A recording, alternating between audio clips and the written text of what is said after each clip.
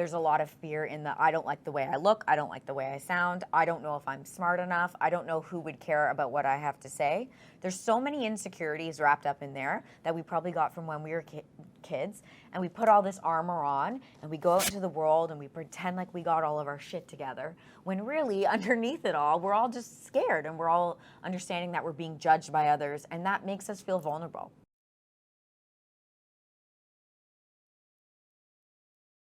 Hello, everyone. Dondre Homer here. Welcome to the DHomerRealestate Real Estate podcast. And before we get started, I want to ask you to please like, comment, subscribe, download. We're in season 2, and we have an amazing, amazing guest. I call her the queen of real estate content creation. This individual is a VP of REC Canada, who's also a real estate agent. She's the co-founder of From the Ground Up. And from my little deep dives, she's also a dog mom. So the individual I'm speaking about is none other than Laura Stewart. How are you doing, Laura? Hi, Dondre. I don't think anyone's ever referred to me as a queen before, but I am loving this title, so I will happily take that. Absolutely, absolutely. Now, as you know, I had the pleasure of meeting you when I connected with Jazz Takar. As you know, we have 3 icebreaker questions that we usually go through, just for me to get to know you a little bit more, as well as the audience and the listeners. All right? Sounds So, good.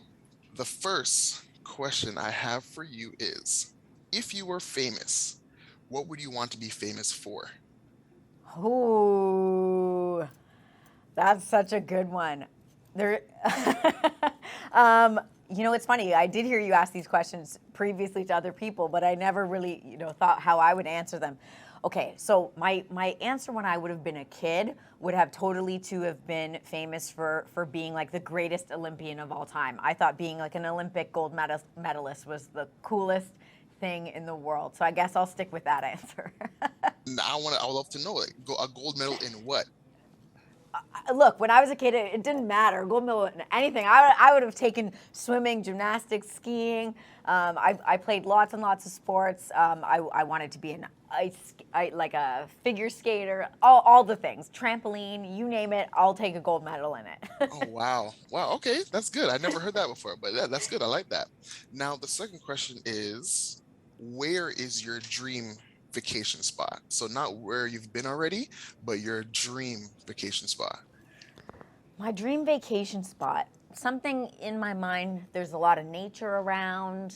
I have been on a lot of places where I've like gone horseback riding through the wilderness, and I always like this thing. I like being really, really busy on vacation, so I like when there's a lot of active things I can do, things like zip lining and kind of doing some of those adventurous things. So I'm definitely not for the beach. I want to be go, go, go, go, go the whole time. So no sitting relaxing in front of the beach, listen to the waves. You want to be on the go. I want to be on the go, yeah.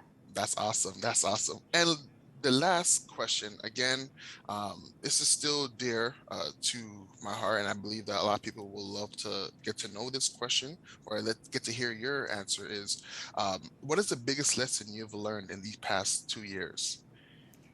So this is such a good question because it's timely. Having started a company in the last year, which I know we're going to talk about probably a little bit later, but having just done that this last year, what I've really, really come to realize is there's no perfect time to do anything. You're never prepared. And you hear a lot of people say that when, they're talking about having kids, and you hear people say, well, you're never going to be ready. The same thing is with starting a company or starting to fulfill your dreams in a way that you're not currently doing. Now is the time. You don't need all the answers. You really just have to get started. And we go around the office, we talk about ready, fire, aim. It actually might be on one of these boards behind me, where you at some point you just kind of got to take that leap of faith and then see what happens and pivot along the way. Absolutely. I love that. I love that. And again, it's so true, because like, even like, I got married at a young age, and I always, when people ask me, oh, what do you get married? It's like, really and truly, there's never like a right time. You would never know until you're actually in it. And once you're in it, then you're able to maneuver. So I love that. I love that answer. Now, those were the icebreaker questions. I want to thank you for answering. But now I want to give you, you passed. Scholars is an education center where we help students maximize their truest potential. With more of that one-on-one focus, smaller class sizes, individual attention, doesn't matter your age, your grade, what subject you're in, Scholars has a program for you. But now I want to give you the floor and just give you the opportunity to formally introduce yourself.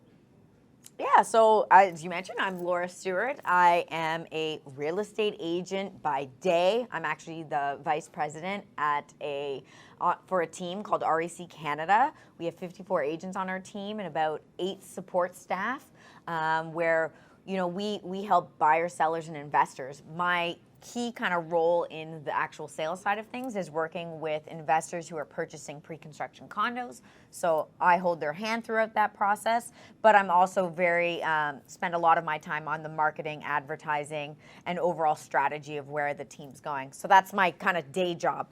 My side hustle, if you will, is running a media company. The media company is called From the Ground Up Media, and our focus there is to help real estate agents and mortgage brokers produce educational content so that they can send it ultimately to their database in the hopes of doing more deals.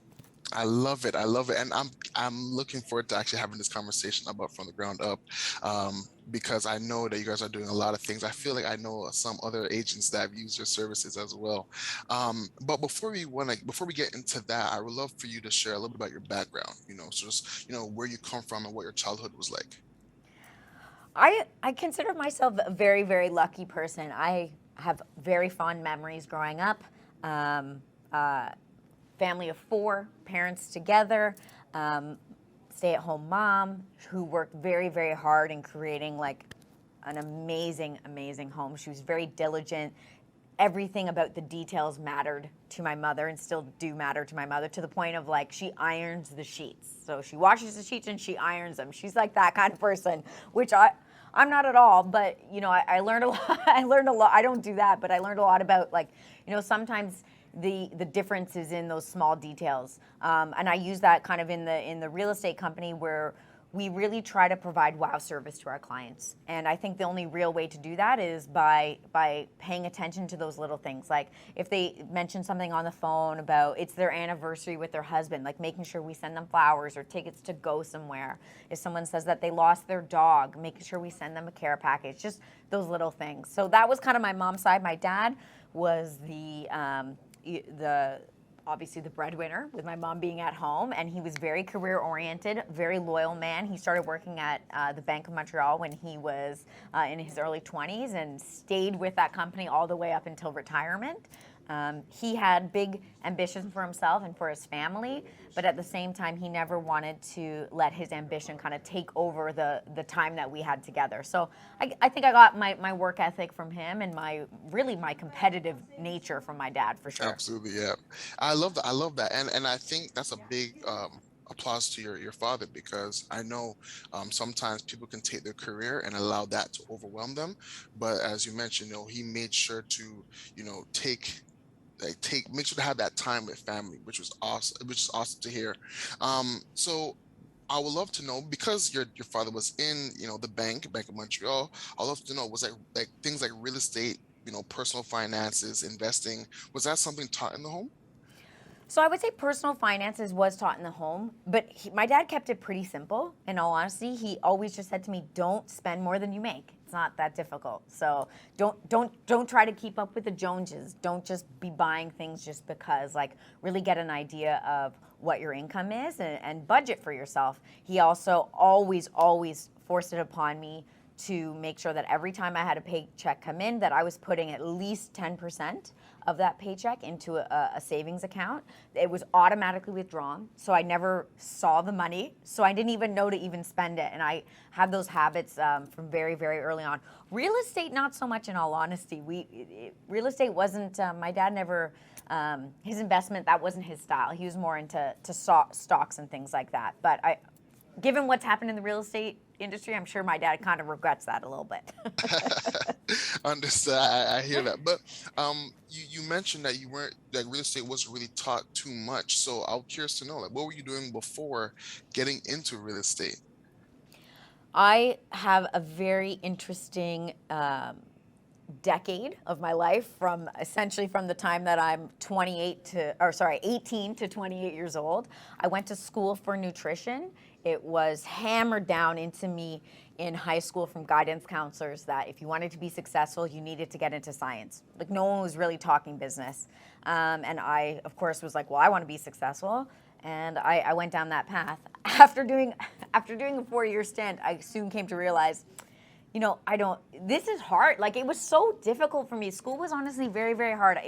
I was good at it in that I tried really hard. I worked really hard. I was a good student, but it didn't come naturally to me the way it did other students. And I think that's kind of, if I could give any advice to people who are younger and when they're in high school, like, maybe you should kind of turn towards or lean into the subjects that you're kind of more naturally good at. I leaned into the subject I was worse at, and I thought that was what was going to make me successful. But after that 4 years, I left that behind, and I then decided I wanted to go down more of the business route. I got my retail certificate so that I could work at Holt Renfrew in their buying department. So my goal was to be a buyer. I don't know if you remember Rachel from Friends. She was a buyer for Ralph Lauren or something like that.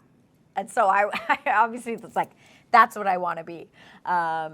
And was doing that for a little bit. But, at some point you kind of also then realize the path, the corporate path sometimes, the corporate ladder that you got to continuously climb, where you're still probably going to reach a maximum, didn't sit all that well with me. I think I soon realized, like, I'll never be able to afford to actually buy anything at Holt Renfrew if I stay down this path.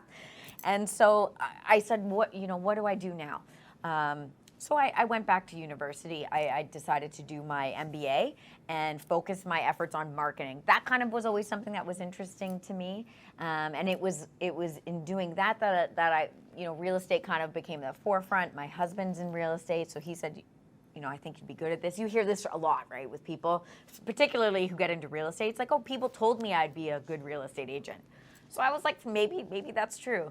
I also thought, well, all my background can kind of help me navigate maybe working in the luxury real estate realm. Definitely marketing and branding I know can help, and everything I learned from a finance perspective in my MBA, I thought that's definitely going to help me kind of run a quasi small business, because us as real estate agents, I mean, we're entrepreneurial for sure. I love that, and I love that the journey. I know it took 4 years to learn that nutrition wasn't the thing to go to, but you decided to, hey, you know what? Let me actually change path. And I guess I would love to know, like, was the transition? I know it took some time, but was it something that you were planning ahead, or as the journey was flowing, you decided, okay, I'm gonna make a shift here, I'm gonna pivot here? How was that transition with everything? It's kind of funny, Dondre, you're bringing a smile to my face, because I'm definitely the type of person where I do experience a fair amount of angst or anxiety around not having my future planned out. I've always prided myself as a kid on making, smart decisions that I thought would truly, truly help me. At some point, though, when you sit back and reflect at the end of the day on your happiness, and I don't mean happiness like, am I happy every single minute of the day, but like your overall, do I feel fulfilled inside? And when I start to get that seed of doubt, usually my decision making is not too far from that. I don't really dwell on it, and I don't say, oh, well, I put 4 years of my life into my undergraduate degree, it would be a waste. Or, I have my MBA, maybe I should go and do something else, because real estate, I mean, you only technically need a high school diploma for. So, like, why would I waste my MBA? I don't really dwell too much on those types of decisions. I really just try to follow the path of what's the thing that I think is going to make me fulfilled. And once I determine that, the decision's actually quite easy. I love that. I love to hear that. Again, I would say, I can definitely learn from that. I'm someone who kind of like, man, I wish, or I could have, but I've learned in the most recent years that, just it's okay to look back, but always be able to bounce back. And that's it's interesting you say that, Dondre, because like you're pretty young, right? So you still have a whole life ahead of you. So I think we get caught up in we think we're a lot older than we are. When I started doing my MBA at 26, I knew I'd be done at 29 years old. And at that time, when I was 26, I was like, 29 is so old. I'm gonna be so old. But right? But like you're really not, and you have the rest of your life to look forward to. And it's what helped me actually start the media company at 30. How old was I when I started that? I would have been 36 when I started that company. And so understanding like I still got so many years left and I want to do something that I'm excited about. You're never too old to start. So when it comes to the cash values within a participating whole life policy, the cash values can be used in a multitude of different ways. However, the main purpose of it is when you think about a whole life policy, you want to understand that the premiums that you are paying into the policy are a blended premium. So your blended premium is the pure cost of permanent insurance, as well as the investment that you're investing in, which is an investment with the direction of the insurance company specifically. The amazing part about the cash value in a whole life policy as opposed to other permanent insurances is this whole life policy cash value is guaranteed cash value. So you are able to take from this and plan within this policy at any given time in the form of an actual withdrawal or in the form of a policy loan. There's a lot of different ways to utilize it, but these are the reason why the cash value in a whole life is really special. And this message was brought to you by The Hustle Never Dies. There's a question I would love to ask though, is like, if you can go back, let's just say, you can snap a finger and you can go back in time. What is that one thing that you would change? Oh God, there's so many things I would change. At the same time, I wouldn't change a thing because I wouldn't be where I am today. But if I truly could go back, it would be to give myself a little bit more grace. I was very, very hard on myself. I still am very hard on myself. And I know a lot of people can relate to this, where, you treat yourself differently than you would any of your best friends. Like I would never judge my friends the way I judge myself.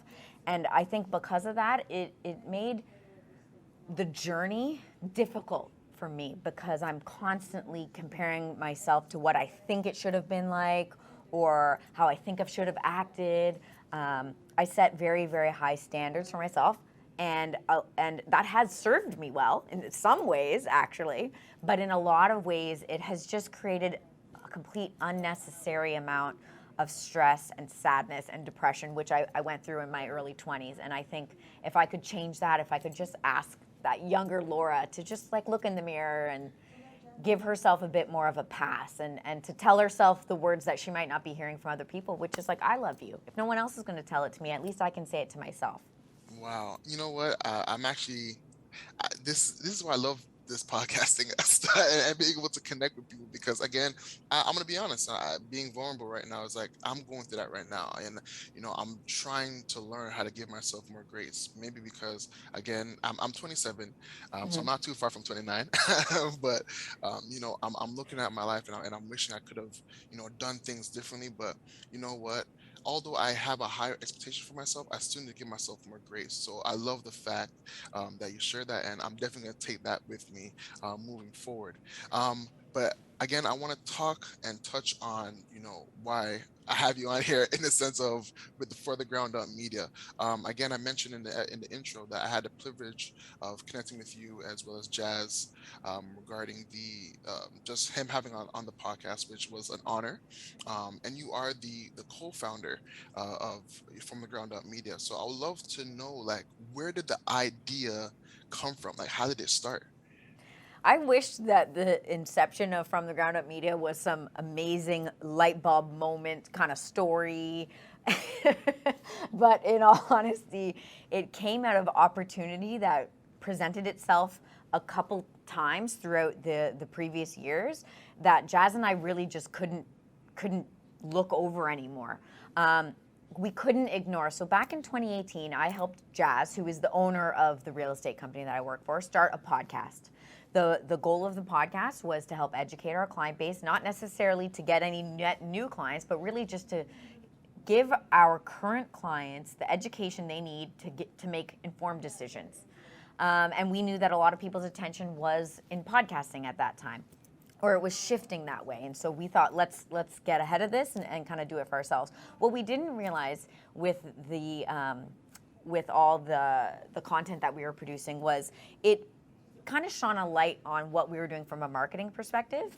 I have the privilege of working for a team that is one of the top teams in Canada year after year. And I think when you kind of have that clout, people are always looking at you like, well, what is it that they're doing that we could mimic? And so we actually got a lot of real estate agents, which we really didn't expect when we started doing the content. But a lot of real estate agents asking us questions like, well, how are you doing the content? And why are you doing videos? Or what's the ROI on being on social media? We would give away all the trade secrets. Like we would say, this is who you need to hire if you have some extra money in your pocket. If you don't, this is all the equipment that you need, and you don't need fancy equipment. You can do most of this from your phone. This is what you should be posting. This is how to make life easier on yourself. These are some of the tips or people that you should speak to. And so we gave the blueprint out to anyone who would ask. And then we would follow up with people in 3 months, 6 months time saying, how's it going? And we got a lot of excuses, some valid, but in all honesty, most of them were excuses. It's, I didn't know where to start. I got overwhelmed with a listing. I don't know who to hire. And they were getting in their own way. I think in that, people started asking us, well, can we just use your people? You seem to have it figured out. Can I just borrow your media team? And that was kind of where it was like, oh, I mean, I guess maybe there is something, maybe there's something there. And that's what I'm saying. It's not like an amazing story. It just, I think entrepreneurs kind of look at the world from the lens of just like viewing and listening. And I give kudos to both Jazz and myself on this one. Not on everything we do, but this for sure, because I think we were just listening. We were just listening to people and saying, there's an opportunity here, and maybe it's going to work. Maybe it's not going to work, but do you kind of want to try and see what happens? And we were both up for it. And here we are a year later, humming along, but we learn something new every day. It's definitely a challenge, and I don't want to say it's easy by any means. Yeah, but I say kudos to you guys as well, because again, you guys were able to start something that again people create excuses for, and you're kind of be able to fill that void. But you said something like you guys used to start, and just to give people access, information, educational videos, and people were gonna ask you guys to kind of give them their secrets. And you were willingly and openly giving them kind of like your secret, so to speak. Did you feel it like it was some type of competition? Like I don't really hear that. It's uncommon. So you guys didn't feel any competition regarding that, or? It's so funny. I hear this often still from real estate agents, because I am a real estate agent, and our clients on the media side are real estate agents. They'll say, well, by you helping me produce content, and I do more business, that means less business for you. So why would you do that? I hear that a lot, right? I think for me, and I can't speak for Jazz so much, but just having known him now for 8 years, I think he and I were just completely on the same page with this. I remember there was a class in my MBA where we were talking about the idea of the pie is big enough. Jazz will always say, if the pie's not big enough, bake more pies. But from my MBA standpoint, it was like, just make a bigger pie. There's more than enough real estate to go around. There's more than enough business to go around. Monopolies actually are bad for the world, because a monopoly, like if you own an entire industry, yeah, it's great for you as maybe the owner owning the industry, but you're not being challenged. Competition makes us better, especially in the realm of real estate, where we already have a pretty bad rap. Like, people don't trust us at all, right? We're kind of down there with car salesmen. And I think as a collective, if we can all make the industry better, it's better for all of us. And what I usually think happens is you end up weaning out the good from the bad, right? People are either going to do the content or not do the content. And some people are going to win and some people are going to lose. I try not to focus on the competition at all. I focus on what I can control, and that's myself. And there is this one caveat, is that if you give to people, if you truly give and you try to provide value and you're coming from a good place, I just feel like it always comes back around. Like, one way or another, it's going to work out. And I don't mean financially, but maybe something else in your life. You're putting that good karma, that good energy out there. And so for both Jazz and myself, like, we've never, ever thought about, oh, we're giving away all the trade secrets. We're happy to give them away. We also know that majority of people won't do anything with them because they didn't. And the people who do, they come back to us and they're thankful to us. And having someone come to you and say, I know I'm not giving you any money, or I'm not putting dollars in your pockets, but I want to say thank you. I want to say thank you for helping me grow my business. I mean, that feels good. Like, I go home at night and like that makes me feel better. And so that's been our strategy all along. I love hearing that. I love hearing that. Giving out good karma and also good value to people. Now, you also mentioned, half of the people are not gonna do what like what you're providing, right? And they're just gonna get in their own way. Can you touch a little bit more on that? Like, why do you feel like, as agents and other people in this industry, why do we get in our way so much? I'll answer this question in a couple ways. I think it's more than half of people won't do something. First of all, it's probably like 90% of people won't do something. And I think back to my time in nutrition. I have all the education to be the healthiest, fittest person on the planet. And I still don't always take all the advice, but I know it. I like cognitively know what I'm supposed to be doing. That doesn't mean I follow it all the time. And so just us as humans, like, we're just not that good at doing the easy stuff. None of this is hard. Nutrition, being healthy isn't hard. Eat fewer intake fewer calories than you expend, and you're gonna lose weight, right? Vice versa, you're gonna gain weight. And it's all pretty simple. And the same goes for the content. It's not that difficult, but I think where people truly struggle with is, number one, fear.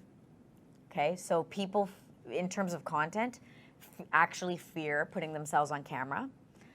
There's a lot of fear in I don't like the way I look, I don't like the way I sound, I don't know if I'm smart enough, I don't know who would care about what I have to say.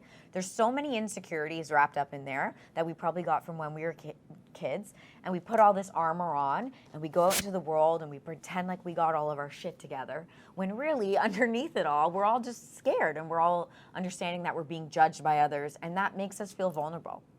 And so that is the biggest hurdle people have to get over. Now, they're gonna lie or not even fully understand where it's coming from, and they'll make excuses. So excuses of, I don't know who to hire.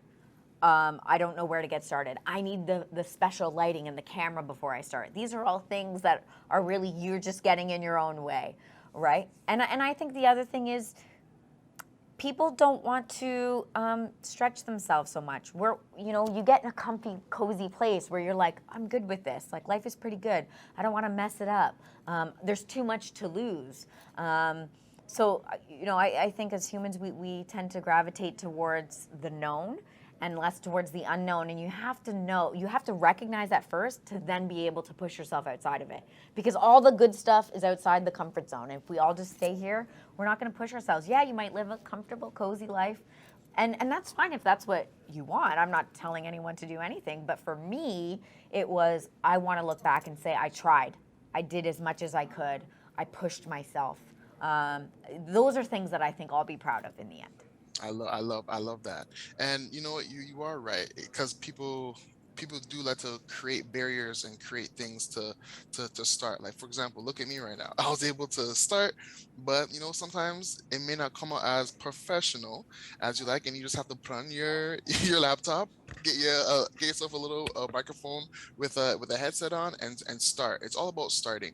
And I feel like a lot of people do not don't want to take the risk because you don't want to look foolish in front of people or the perception of others, which is unfortunate because essentially you're kind of like blocking your own blessings, right? And blocking your potential. So my next question, I guess, and kind of like my final question as well, is like, how has, For the Ground Up, media like help your business as a real estate agent?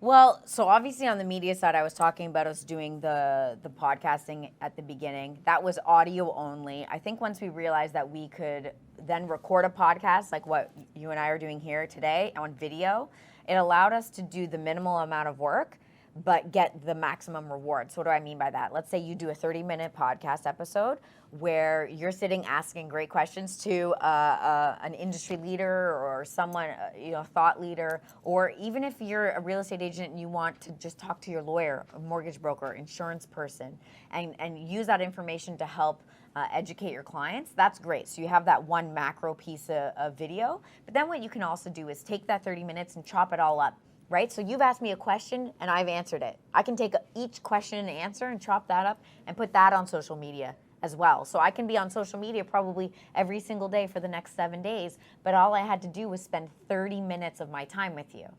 And so sometimes it's about working smarter, not harder. In terms of what I've learned from starting a business and how that's helped the real estate side, I would actually say it almost is the opposite. I think I took a little bit of things for granted on the real estate side. There was already a database of people who knew us, liked us, trusted us, and who wanted to work with us and refer people, at least when I started working on the team. And I kind of thought where we were there, that would be the exact same on the media side. And I thought we would have people who knew us, liked us, trusted us, and wanted to refer us.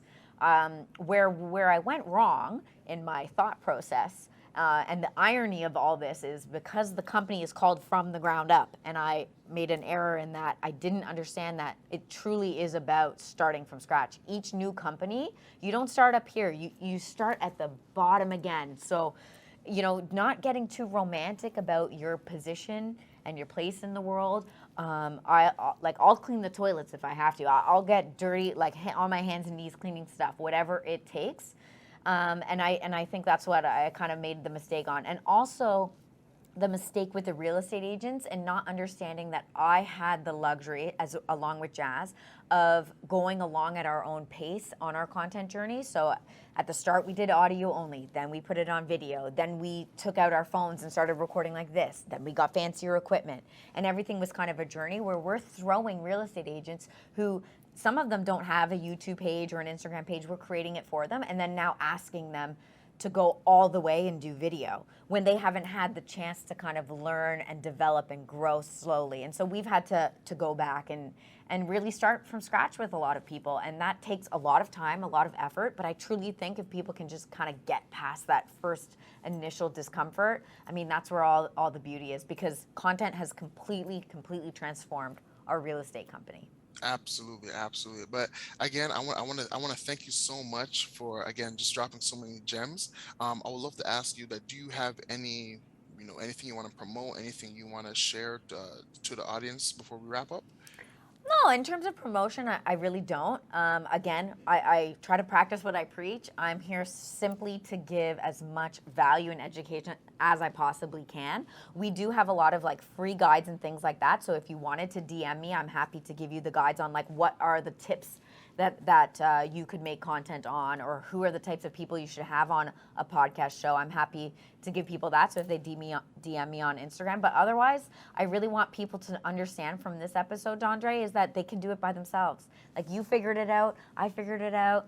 All you really need is this phone, and chances are you already have one of these, and that's really all you need. Don't get worried about the lighting. Don't worry about no one's paying attention, no one's watching. Of course no one's watching. Why would they be watching? You haven't done anything to this point.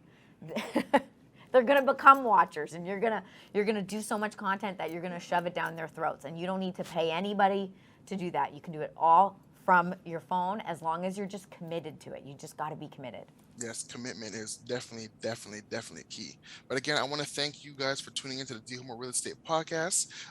Again, thank you, Laura, for being an amazing guest. You can listen to the podcast on all streaming platforms: Spotify, Apple Podcasts, Google Podcasts, and iHeartRadio. You can follow the podcast on IG at the DHomer Real Estate Podcast, TikTok at the DHomer Real Estate Pod, and on Twitter at the DHomer Pod. You can also follow me personally on IG and TikTok at DHomer Real Estate.